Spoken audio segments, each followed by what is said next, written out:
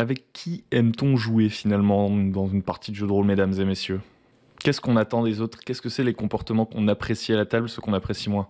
Je pense pas qu'il y ait de réponse unique, c'est pour ça que dans la vidéo précédente, ou peut-être celle encore avant, il y a 2 vidéos je crois. J'ai proposé à quelques personnes de faire une petite interview et de leur poser quelques questions pour savoir ce qu'ils attendaient des autres joueurs, du MJ, etc. Donc ça c'est en cours. Là je devrais avoir 6-7 interviews et je devrais les compiler pour faire une vidéo la semaine prochaine.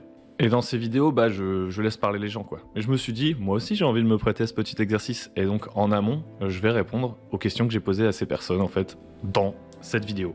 Donc le but de la vidéo, c'est pas de dire il faut faire ceci, il faut faire cela. En fait, ça va être hyper subjectif. Moi, ce que je vous invite à faire dans les commentaires, c'est à essayer de trouver vos propres réponses. Je sais pas à quel point ce genre de réflexion peut améliorer vos parties de jeu de rôle, parce que vous n'allez pas exiger des gens qu'ils aient tel ou tel comportement. À la limite, vous allez les sélectionner pour ça. Par contre, c'est pas mal de mettre des mots sur les choses. Parce que des fois, on fait une partie et puis on se dit « Ah, c'est bien. Cette partie, elle était bien. » Ou alors « Ah, cette partie, elle était nulle. » Et on a du mal à expliquer pourquoi. Et notamment en débrief. Des fois, il y a des débriefs, après la partie, on en rediscute et c'est hyper stérile. Et c'est que beaucoup, beaucoup plus tard qu'on arrive à comprendre ce qui a fait que la partie a marché ou non. Ce qui est normal, à mon avis, parce que c'est quand même hyper complexe. Enfin, il y a beaucoup d'éléments qui entrent en jeu. Il y a les comportements des personnes autour de la table, le jeu, l'énergie des gens à l'instant T pendant la partie, les affinités, le skill, on peut le dire de certaines personnes, leur capacité à décrire des choses, etc., à se plonger dans le truc, la concentration, il y a beaucoup d'éléments. Et généralement, comme c'est une activité sociale, le jeu de rôle, il y a des non-dits, il y a des concessions qui sont faites, parfois on se dispute, en fonction des groupes, ça va changer de l'un à l'autre. Tout le monde peut essayer de faire un effort, il y en a qui en font moins, il y en a qui essaient de tirer la couverture vers eux, d'autres non. Bref, quand on est dans le feu de l'action et avec les gens, c'est pas évident. Et du coup, je trouve que c'est sympathique de faire cet exercice un peu de son côté. Voilà. Pour améliorer la communication plus tard. Alors dans cette vidéo, il n'y aura pas de montage particulier, etc. Donc si vous voulez, vous pouvez largement vous contenter de l'écouter. Et dernier petit truc avant qu'on commence. Vous allez peut-être vous dire que dans la vidéo, je suis assez négatif. Et c'est parce que je procède plus par élimination. J'ai plus de facilité à dire les choses qui m'énervent que d'identifier ce que j'aime vraiment bien. Bon, j'y peux rien, hein, c'est comme ça. Donc on commence tout de suite avec la première question que je pose dans les interviews. C'est en tant que MJ, qu'est-ce que vous attendez des joueurs? Donc moi à cette question, je réponds que j'attends déjà un investissement minimum. Hein. Déjà on va balayer tout de suite ça. C'est-à-dire que j'attends de tout le monde à ce qu'il se concentre, un minimum, qu'il fasse un effort, même si sa journée a été compliquée, même si je sais pas quoi, je suis fatigué et tout et tout. Déjà il peut l'annoncer, et ensuite on adapte la durée de la partie, etc. en fonction. J'aime bien qu'il y ait un investissement. Alors un investissement, c'est assez large, mais un investissement, ça peut être justement se dire « Ah, j'ai une partie de jeu de rôle tel jour, donc avant, je vais pas aller me bourrer la gueule, par exemple. » Typiquement. Bon, ça peut arriver à tout le monde de fauter, entre guillemets, mais voilà, tout le monde peut faire un effort comme ça. J'ai des difficultés de concentration, j'essaye de trouver un moyen de mieux me concentrer. J'essaie de participer au fait que l'expérience soit agréable pour moi. J'aime bien que mes joueurs fassent ça, en fait. Qu'ils fassent l'effort de m'aider à ce que tout le monde s'amuse. Que je ne sois pas la seule personne investie, et du coup qui prend aussi à cœur la réussite de la partie, et qui prend mal quand la partie rate. Si tous les autres gens s'en foutent, au bout d'un moment, j'ai plus vraiment envie de jouer avec eux. J'aime bien que tout le monde y mette du cœur, y mette du sien. Bon, ça, je pense que c'est assez universel, mais ça valait le coup de quand même le dire. Après, vraiment, moi, ce que j'attends des joueurs, c'est qu'ils acceptent la proposition de jeu. Je pense que c'est vraiment le truc le plus important pour moi. C'est-à-dire qu'ils essayent de se mettre dans le ton. Par exemple, si on commence à jouer, à poser une ambiance, etc. Ok, on peut faire une blague à droite, à gauche. Ok, on peut placer une bonne punchline, une bonne phrase au bon moment qui fait mouche. Mais par exemple, si on essaie de créer un truc un peu pas réaliste, mais avec de l'émotion et avec des personnages qui ont une certaine humanité, qu'on n'est pas dans un truc cartoonesque, par exemple, ça m'embête qu'il y ait quelqu'un qui fasse tout le temps le même running gag, qui fait de moins en moins rire les gens parce qu'ils trouvent ça marrant. Vous voyez le genre. Et en fait, j'attends des joueurs qui respectent la proposition et l'arbitrage. C'est-à-dire que ce qui m'embête, c'est quand il y a quelqu'un qui arrête pas en pleine partie de se plaindre de la manière dont les règles sont appliquées pour lui donner des avantages, qui remet en fait en permanence en question la crédibilité de l'univers, la justesse des règles, etc. en pleine partie. J'entends bien en pleine partie. Et surtout dans les premières parties. Parce que effectivement, ça me dérange pas du tout qu'il y ait des joueurs qui me disent « Bon, moi ça me plaît pas trop, je m'en vais ». Ou des joueurs qui me disent après 4-5 parties, moi, il y a un truc qui commence à m'embêter dans le jeu, etc. Par exemple, mon personnage, je l'aime plus trop. Ou alors, le scénario, je trouve qu'il tourne pas assez autour de mon personnage. Ou alors, j'ai l'impression que mes décisions n'ont pas d'impact, etc. qu'on en discute, passer un certain temps, le temps d'apprendre à se connaître, à comprendre la partie dans laquelle on est en train de jouer, et surtout qu'on en discute en dehors de la partie, là c'est ok. Mais en fait, ce qui m'énerve par-dessus tout, c'est quand il y a quelqu'un, vous sentez qu'en fait il aurait aimé être MJ, qui pense en tant que MJ, et qui ne le pense pas en tant que MJ en faveur de la partie. C'est-à-dire que c'est normal, à mon avis, à partir d'un certain temps, quand on a de l'expérience et tout, dans le jeu de rôle, qu'on commence à bien connaître les règles, ou qu'on commence à sentir les ficelles dans les scénarios, etc. Et en fait, il n'y a aucun intérêt à mettre le doigt dessus, ou à essayer volontairement de casser le scénario, ou à essayer à chaque fois de corriger le MJ pour lui dire « ouais, les règles, c'est pas ci, c'est pas ça ». Pour moi, ça, c'est un comportement plutôt toxique en fait pour la partie. Au contraire, comme on a des connaissances vis-à-vis un peu de la méta du jeu de rôle, qu'on sait reconnaître une accroche, qu'on sait reconnaître un machin et un truc, on devrait en profiter pour mordre à pleines dents dedans et voir ce qui se passe, pour améliorer la fluidité de la partie justement. Et je pense aussi que passer un certain temps justement, et une fois une certaine expérience accumulée, on devrait avoir la maturité de se dire mon comportement me ferait maxi chier si c'était un des joueurs à ma table qui le faisait. C'est-à-dire que quand vous avez j'aimerais être MJ qui rappelle tout le temps les autres à l'ordre, etc. pendant la partie et qui se dit bah oui mais j'ai raison, fondamentalement j'ai raison, donc ça déjà c'est compliqué. C'est-à-dire que pour moi la base du jeu de rôle c'est de faire des concessions et d'essayer de se mettre tous ensemble dans la construction de la proposition qui a été faite. Au cours de la partie, on remet pas en question les objectifs de la partie en fait. On essaye d'atteindre cet objectif ensemble.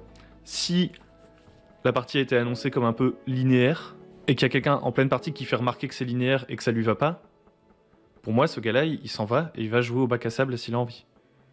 Jouer au bac à sable, ça fait un peu genre c'est un gamin. Si le MJ, il arrive en disant on va jouer dans tel univers que je connais mieux que vous a priori, et qu'il y a quelqu'un qui arrive et qui pointe du doigt les incohérences de l'univers, en pleine partie, et que ça oblige à sortir complètement du truc et à donner des informations qu'aucun des personnages de la table ne devrait avoir, etc., pour que la personne elle se dise ah ok d'accord je comprends et tout, bon ok d'accord je veux bien que les PNJ se comportent comme ça, du coup t'as raison, ça va pas. Bref, ça m'énerve quand on discute tout et n'importe quoi en pleine partie quoi. Si la vidéo vous plaît jusqu'à maintenant, n'hésitez pas à liker, à vous abonner, à mettre la cloche, etc., etc.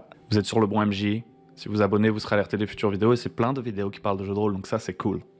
Maintenant, quand je suis joueur, qu'est-ce que j'attends du MJ personnellement? Alors moi ce que j'attends du MJ concrètement, c'est qu'il arrive à partager le temps de parole. En fait, ce qui m'embête pas mal, c'est quand le MJ n'arrive plus à s'arrêter de parler.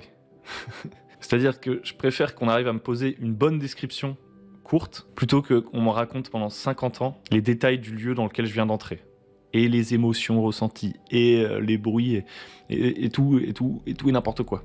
J'aime bien qu'il y ait une certaine capacité à être concis du MJ, en fait, à dire les choses les plus évocatrices possibles, et qui vont permettre de passer la balle à quelqu'un d'autre. En fait, j'aime pas que le MJ soit une sorte de wiki ou une sorte d'auteur. Quand je dis wiki, c'est le gars qui a des réponses à tout sur son univers et qui du coup veut vendre son univers en permanence. Il parle, il explique des choses sur son univers tout le temps et on n'arrive jamais vraiment à commencer à jouer. Il délivre énormément d'informations. Par exemple, on arrive dans une ville, il va nous dire voilà, vous pouvez faire ceci parce que ça se passe comme ceci, etc. Ça me gave en fait. Je préfère que l'information soit donnée au fur et à mesure et que mon personnage puisse faire des erreurs et que de manière maligne, le MJ vienne me faire remarquer que j'ai fait une erreur, par exemple. Plutôt que de me donner toutes les possibilités en avance, j'aime bien pouvoir expérimenter l'univers que me donne le MJ plutôt que de devoir le lire ou le regarder. Je sais pas comment expliquer. J'ai pas envie d'assister à un documentaire, en fait. Et j'aime pas trop non plus le MJ qui sert juste d'interface pour les règles. J'aime bien qu'il fasse un effort de description. Donc tout ça paraît difficilement conciliable, mais en fait c'est juste un exercice qui se pratique en fait en faisant du jeu de rôle au fur et à mesure, et puis aussi qui s'améliore plus vous jouez longtemps avec les mêmes personnes, je pense. Et c'est cette capacité à se passer la balle, quoi. Juste proposer une situation intéressante, hop, ensuite je laisse les joueurs gérer, et je reviens leur donner comme ça par petites pincées des informations en fonction des actions qu'ils font, et je réponds pas à toutes leurs questions tout le temps. Parce qu'en fait, je trouve que quand le MJ c'est un peu un wiki qui répond à toutes les questions des joueurs, ça favorise justement un comportement de joueur qui m'énerve et dont on parlera après, qui consiste à poser tout le temps des questions. Donc voilà, faut pas que le MJ se fasse happer par son délire, faut qu'il reste concentré sur le fait qu'il y a d'autres personnes autour de la table et que c'est un jeu social. Et aussi, j'aime pas trop, ça m'embête quand le MJ il se laisse happer par un joueur. Et ça peut aller dans les deux sens. Ça veut dire qu'il peut se laisser happer par un joueur qui est très charismatique, très investi, etc. Et donc naturellement, il va avoir tendance à peut-être mettre plus la caméra sur ce joueur-là. Moi, je trouve ça ok tant que c'est pas too much. Et c'est vrai dans le sens inverse aussi. Ça m'embête quand le MJ il se focus à fond sur les joueurs en retrait. Pour moi, à ce niveau-là, il faut essayer d'être le plus neutre possible. Les joueurs en retrait, je leur tends des perches, tout comme je tends des perches aux joueurs qui sont plus proactifs. Et je dois éviter de me laisser absorber par mes émotions sur le moment. Enfin bref, c'est pas évident, mais il y a des outils pour ça. Genre par exemple, mettre concrètement des tours de table, etc. Je trouve que c'est important. Et maintenant, en tant que joueur, qu'est-ce que j'attends des autres joueurs? Encore une fois, ça va sembler négatif, hein, on va avoir l'impression que je suis acerbe. En vrai, c'est parce que dans la majorité des cas, ça se passe bien. Là, je mets juste le doigt sur des situations qui m'ont énervé. Un truc qui m'embête beaucoup, c'est les joueurs qui challengent le MJ. Donc ça fait écho à ce que je disais avant. Quand je suis MJ, qu'est-ce que j'attends des joueurs? Qui passent pas toute la partie à essayer de me challenger, à me dire « Ah non, mais cette règle-là, tu t'es trompé. Ah non, mais le PNJ, c'est pas normal qu'il fasse ça. Tu m'as pas laissé ma chance de faire ceci, etc. en pleine partie. » En fait, j'aime pas, quand je suis joueur, avoir des joueurs à côté de moi qui font ça non plus. Ça m'embête qu'il y ait des situations conflictuelles au niveau méta entre le joueur et le MJ. Qu'il y ait un conflit entre un PJ et un PNJ, ça, j'aime bien. Mais qu'il y ait des conflits entre les personnes qui se règlent pendant la partie, ça me saoule. Et par-dessus tout, ça m'énerve les gens qui se challenge, quoi. Dans le mauvais sens du terme, j'ai envie de dire. Parce qu'il y a aussi les bons challenges. C'est-à-dire, effectivement, en tant que joueur, ça me dérange pas qu'il y ait quelqu'un qui pose une ou deux questions, ou par exemple, qui sorte un petit peu entre guillemets, des accroches les plus visibles du MJ. Donc ça challenge le MJ va devoir improviser un peu. Mais je trouve ça cool si c'est pour créer quelque chose d'intéressant pour tout le monde. Si c'est purement pour voir comment le MJ va réagir et est-ce qu'il va réussir à improviser, ça me saoule. Et ça se sent, je trouve. Ensuite, pareil, ça fait quoi ce que je disais avant, mais ça m'embête les joueurs qui posent trop de questions. Alors je sais pas, peut-être qu'il y a des gens qui ont beaucoup plus de difficultés à se figurer une situation et qui ont besoin de beaucoup d'informations pour comprendre et prendre des décisions, etc. En fait, pour moi, je vois pas le jeu de rôle comme un truc ultra rationnel, surtout quand la proposition, justement, c'est un truc plutôt dramatique, où on improvise, où la narration se partage un peu et tout. Où le but, c'est de décrire des trucs stylés. J'ai du mal avec les joueurs qui posent 1 milliard de questions pour pouvoir faire le juste mouvement, le juste plan, etc. Genre par exemple qui disent « Attends, donc là l'ennemi il est comme ça juste derrière moi et donc la portée de sa lance, est-ce que je suis dans la portée de sa lance ou pas? Est-ce que son bouclier il est orienté comment son bouclier pour que je puisse voir un peu comment je veux le frapper et tout ?» Je suis en mode « Waouh, même le MJ il sait pas ça. » En fait, c'est comme si des fois vous aviez des joueurs qui ont besoin de plein d'informations mais auxquelles personne d'autre n'avait pensé en fait, donc c'est pas grave si ils connaissent pas toutes ces informations. Je sais pas comment expliquer ça. Comme s'ils avaient peur de se tromper, genre de dire j'attaque le mec et que le MJ leur réponde ah non son bouclier il était dans telle position donc du coup tu peux pas le toucher, alors que le MJ il a sûrement pas une image figée de la scène avec tous les gens dans leur posture exacte, etc. Enfin, je sais pas comment expliquer. Mais en gros, ça m'embête les gens qui posent énormément de questions avant de faire des choix. Je pense que c'est une difficulté à faire des choix. Et en général, dans le feu de l'action, dans la vie réelle, on fait des choix assez rapidement et à l'instinct. Parce qu'on n'a pas le choix, justement. Parce que le temps passe. Et c'est pas parce que dans le jeu de rôle, on peut s'arrêter 5 minutes et figer la scène qu'on devrait le faire, à mon avis. Parce qu'en fait, je sais pas, moi, quand mon tour il arrive dans un combat, je dis ok, j'essaie de faire ça, bam bam, tu vois. À la limite, je pose une petite question pour resituer la scène parce que j'ai peut-être perdu mon attention à un moment donné. Mais je déclenche, quoi. Je pense, ok, mon personnage il est dans cette situation, boum, il doit réagir rapidement. Au pire, le MJ va venir me dire ah non, ça tu peux pas le faire. Et ensuite, je vais corriger mon action, je vais dire ah bah si c'est pas possible, du coup je vais faire ça. J'essaie d'avoir cette sorte de respect de repasser la parole assez vite. Même si j'aime bien la reprendre assez vite, parce que j'aime bien briller, j'aime bien parler. J'essaie de faire l'effort d'être concis et relancer la balle en espérant qu'on me la renvoie rapidement, quoi. Et ensuite, un dernier truc qui m'embête avec les joueurs, c'est les joueurs qui essaient de contrôler les autres. C'est-à-dire, et ça c'est quand... J'aurais pu dire ça aussi quand je suis MJ, ça m'embête d'avoir un joueur qui dit aux autres joueurs ce que leur personnage devrait faire. Et ça, je pense que c'est assez symptomatique du jeu tactique que je trouve sympa dans certaines situations. Par exemple, je trouve que c'est intéressant de réfléchir à comment on va explorer un donjon, de se dire est-ce qu'on va à gauche, est-ce qu'on va à droite en fonction des informations qu'on a et tout. Il y a des moments tactiques comme ça que je trouve intéressants, mais en plein combat, je trouve que ce qui est important, c'est que le joueur, lorsque c'est son tour, il ait la possibilité de faire plusieurs choix, plutôt que de proposer un combat ultra stratégique dans lequel tout le monde va faire un plan. Parce qu'en fait, ça marche pas vraiment dans le jeu de rôle, selon moi. Quand je joue à un jeu vidéo type Divinity, Baldur's Gate et tout, c'est moi qui contrôle tous les membres du groupe, donc c'est cool la tactique, je contrôle tous les personnages, je peux essayer de faire mon plan et tout. Quand je suis dans une partie de jeu de rôle, c'est beaucoup moins fun cet aspect du jeu, parce que souvent les résultats que ça va donner, c'est soit il y a une personne qui va essayer de contrôler l'ensemble du groupe parce que lui il a une sorte de kiff tactique et ça l'énerve de voir les autres qui prennent des mauvaises décisions, et du coup il devrait plutôt jouer à un jeu vidéo tactique. Soit l'ensemble du groupe va plutôt faire des super longs plans à chaque tour, ils vont réfléchir pendant 14 ans à ce qu'ils font, etc. Ça va donner une sorte de débat sur les règles et sur plein de trucs. Et ça m'embête. Moi, ce que j'aime bien, c'est que dans le combat, ça tourne vite, que chacun à son tour fasse rapidement un choix dans la tête de son personnage. Ils se mettent dans la peau de son personnage, ils disent ok, je peux faire ça ou ça, et qu'il y ait de la tension autour de ce choix à chaque fois, mais pas qu'on fasse de la stratégie globale.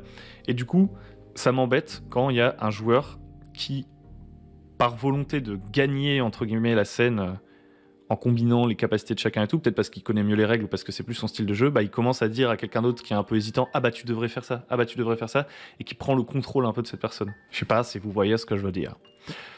Mais donc voilà, grosso modo, subjectivement, hein, c'est 100% subjectif. Je dis pas que c'est des comportements condamnables ou je ne sais pas quoi, mais voilà, finalement, tous les trucs qui m'énervent dans le jeu de rôle. En fait, le problème de cette vidéo, c'est que du coup, je dis que des trucs qui m'énervent. Il faudrait que j'arrive quand même à finir sur une conclusion un peu plus positive. Je dirais que grosso modo, quasiment toutes les parties de jeu de rôle se passent bien. La plupart du temps, moi je m'adapte. Mais les comportements dont je vous ai parlé là, c'est parce que j'ai en tête des parties bien précises, des situations bien précises, où c'était exacerbé et ça m'a rendu ouf quoi. Et après je dirais qu'un mine de rien, et c'est sous-estimé, un des pires ennemis du jeu de rôle, c'est juste ce moment où il n'y a pas le momentum quoi. Vous avez vraiment une bonne partie du groupe qui est fatiguée, qui n'a pas envie de faire l'effort, parce qu'on est toujours fatigué potentiellement. Mais il y a des jours comme ça où la majorité des membres de la table, vous compris potentiellement, vous n'avez pas envie de faire l'effort, ça vous saoule un peu. C'est pas que vous aimez pas le jeu de rôle, hein. C'est pas la fin du monde. Et voilà, ça souvent ça donne une moins bonne partie. Et ça, vous pouvez le rencontrer, ce genre de situation, quelle que soit votre table et votre groupe de joueurs, je pense. Et grosso modo, en ce moment, ce qui m'attire le plus quand même, c'est les parties où on arrive à créer du drama, à créer des situations dramatiques, des trucs plutôt narratifs, où comme ça on arrive à tous s'aligner et un peu à entrer dans un état de flow où tout le monde est sur la même longueur d'onde. Et donc en général ça demande de jouer plus longtemps je pense, ou en tout cas de prendre le temps de mettre en place la partie, de jouer plus souvent avec les mêmes joueurs, ce qui est quelque chose que j'ai pas tendance à faire et que je veux développer plus parce que j'y vois quand même un gros bénéfice à jouer régulièrement avec les mêmes personnes, à essayer de garder un groupe ensemble, à installer un univers au fur et à mesure des parties, etc. Parce que finalement, toutes nos petites appréciations, nos petits trucs qu'on aime bien, qu'on n'aime pas, un des meilleurs moyens de les voir évoluer, c'est de laisser passer du temps et de discuter. Parce qu'effectivement, si j'arrive dans une partie, boum, et que je vois un mec qui challenge tout le temps le MJ, ça se voit, il a envie d'être MJ, je sais pas, il a un problème, il a un problème, il veut contrôler la partie. Si c'est un one-shot ou si on va jouer 2-3 fois ensemble, je vais pas pouvoir y faire grand-chose et je vais sûrement subir la partie.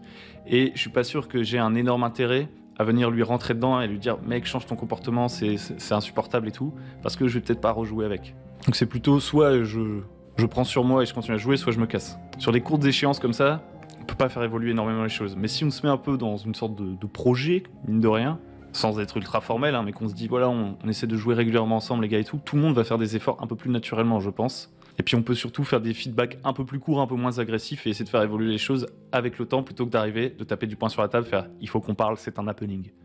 Donc voilà, j'ai terminé mon truc. Alors bon, moi j'ai le luxe, j'ai pris le temps j'ai pris tout mon temps pour cette vidéo.